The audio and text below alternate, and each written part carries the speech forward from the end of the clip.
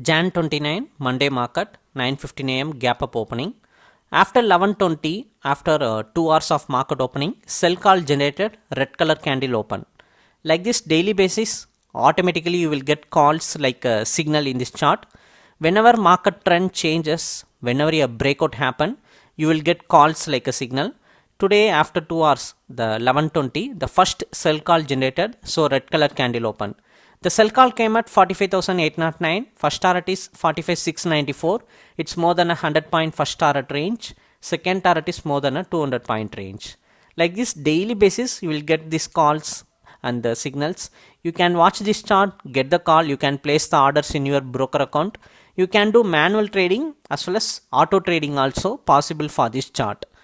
In 1 minute of market open, market has started to move in the bearish direction. In next second candle, in 2 minutes of the market open, market has break out a 100 point momentum and continuous bearish momentum. During this time, it successfully break out the first target range of 45,694.